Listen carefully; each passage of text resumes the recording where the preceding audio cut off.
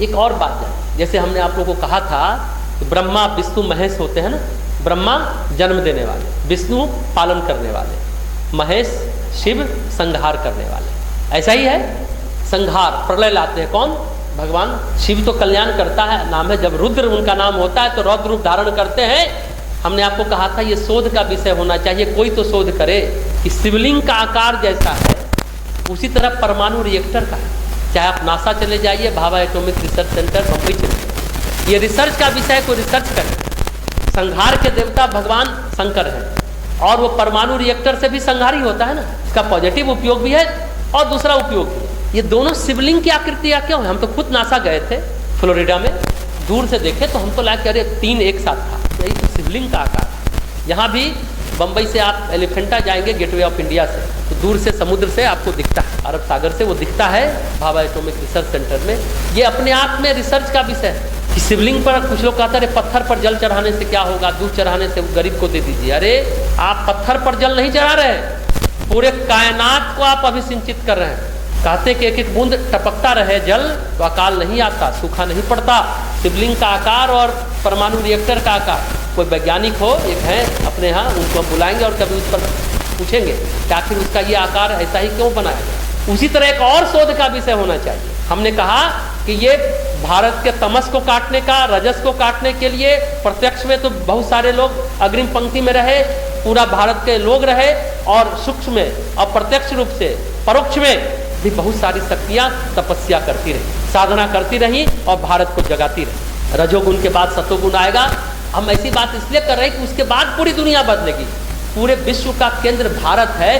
भारत में न्यूक्लियस में केंद्र पर जब हलचल होगी तो परिधि पर होगी, पूरी दुनिया बदलेगी। इसलिए भारत में बदलाव आएगा तो पूरी दुनिया में बदलाव आएगा।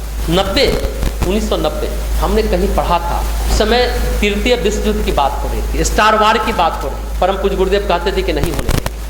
हम लोग को ये बातें बचपन में छोटी बुद्धि थी, समझ थी, नहीं समझ में आता था कि क्या बोल रहे हैं। लेकिन जो हमने किताबें, दूसरे जगह की किताबें थी, शायद हम पढ़ी थे 83-84 में कि 90 में 4 तपस्वी स्तर की आत्मा शरीर त्यागेगी और वो तृतीय विश्व युद्ध को होने से बचाएगी, परमाणु खतरे से विश्व को बचाएगी। नहीं समझ में आया बच्चे। जनवरी में 19 या 20 जनवरी को यही ओशो रजनीश शरीर त्यागते हैं। 2 जून 1990 को परम पूज्य गुरुदेव शरीर त्यागते हैं। 13 या 14 जून को देवरावा बाबा शरीर त्यागते हैं। दिवाली के आसपास आनंद मूर्ति सरकार आनंद मार्ग के वो त्यागते हैं। जब 3 हुआ तब दिमाग खटक गया। अब देखिए चौथा कौन मरने वाला है भाई, कौन इस 90 में शरीर त्यागने वाला। ये अद्भुत घटना है, ये भी शोध का विषय है कि चारों गए। आखिर चारों क्यों गए? गांधी जी की कड़ी चलती आ रही है। कई लोग इस पर हम जब भी कोई हमें बुद्ध पुरुष मिलते हैं, बौद्धिक व्यक्ति मिलते हैं, प्रखर व्यक्ति मिलते हैं, तो हम उनसे ये सवाल जरूर करते हैं कि आखिर क्या कारण था ओशो रजनीश गए। परम पूज्य गुरुदेव 80 साल में गए, हालांकि वो तो पहले से बोल के गए थे कि हम शरीर त्यागेंगे। ये शरीर अब की सीमा में रह करके हम बड़ा काम नहीं कर पाएंगे। शरीर हमें सीमित कर देता है, हमें काम बड़े करने, ये शरीर बाधक बन रहा है, इसलिए हम इसको त्यागेंगे। वो बसंत पर्व 1990 में ही उन्होंने लिख दिया था और हम लोग अंतिम बार मिलने भी गए, मिलने गए थे घोषित करके। जानबूझ के डेट उन्होंने अनाउंस नहीं किया परम पूज्य गुरुदेव। और उस समय 2 जून को शरीर त्यागे। 15 दिन पहले जो पूरे भारतवर्ष में यज्ञ की टोलियां निकली थी, सबको वापस बुला लिया गया और हुआ कि 5 जगह ब्रह्मदीप यज्ञ होगा, जिसमें हजारों लाखों लोग जाएंगे। हम समझे कि चलो गुरुदेव की योजना है, हम लोग नहीं जानते। 2 जून को गायत्री जयंती है, वंदनीय माता जी नीचे प्रवचन कर रही हैं और गुरुदेव गायत्री के भरत पुत्र गायत्री में ही अपनी लीला को समाप्त करते हैं। और भीड़ को एकाएक लोग दौड़ेगा हरिद्वार, कोई अनिष्ट न हो जाए। पहले उन्होंने योजना बना दी, मुजफ्फरपुर में बिहार में हुआ था 5 जगह, पूरे भारतवर्ष से 5 जगह के लोग वहाँ बट जाएं, कम से कम लोग शांति कुंज पहुँचे। 2 जून को हुआ और 5 जून को ब्रह्मदीप यज्ञ था और उस 5 जगह गुरुदेव का अस्थि कलश पहुँचा। उसको देख करके लोग अपने को सांत्वना दे दे। ये बड़ा मनोवैज्ञानिक बात कि अपने आराध्य जिनको प्रत्यक्ष देखते थे, अस्थिर रूप से मिलते थे, चरण स्पर्श करते थे, सप्ताह में 1 दिन मौका मिलता था, हम लोग उस दिन एकदम सवेरे ही तैयार रह करके मिलने जाते थे, चरण स्पर्श करते थे।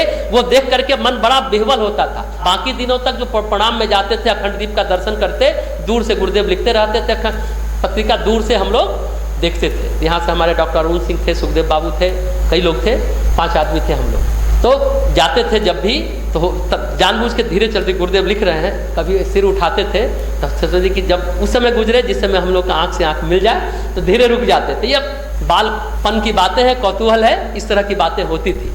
और घोषणा करके उन्होंने शरीर त्यागा। उसके बाद देवराहा बाबा, उनके बारे में कहा जाता है, भगवती चरण वर्मा जो साहित्यकार हुए हैं उन्होंने कहा कि मेरे दादाजी भी उनको उसी उम्र में देखते थे। पिताजी ने देखा, मेरी उम्र 55 साल है, हम उनको उसी अवस्था में देख रहे हैं। मतलब उनकी कितनी आयु थी पता नहीं, वो भी 90 में ही शरीर क्यों त्यागे?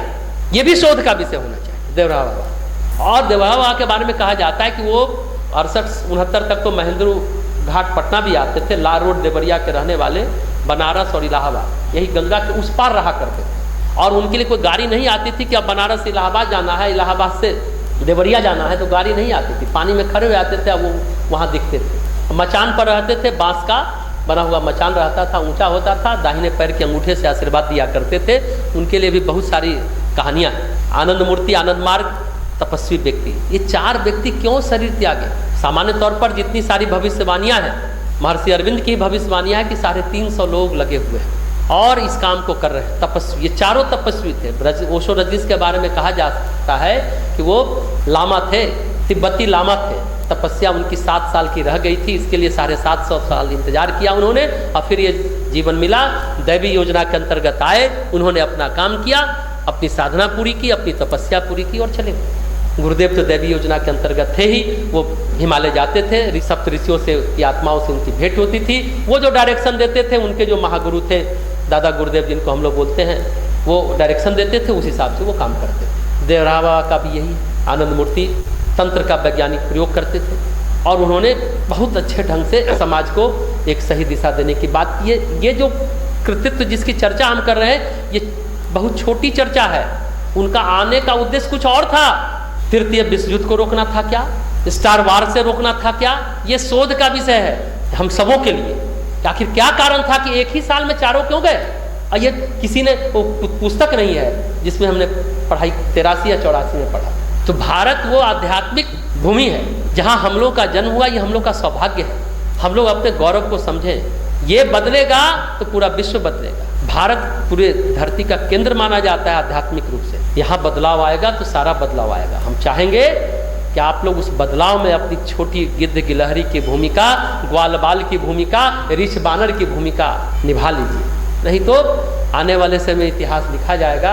आप इतिहास पढ़ने वालों में नाम लिखाना चाहते हैं या इतिहास बनाने वालों में नाम लिखाना चाहते हैं? किसमें आप नाम लिखाना चाहते हैं कि कल आप पढ़िए कि अच्छा मेरा साथी था, इसने ये किया, अरे आपने क्यों नहीं किया?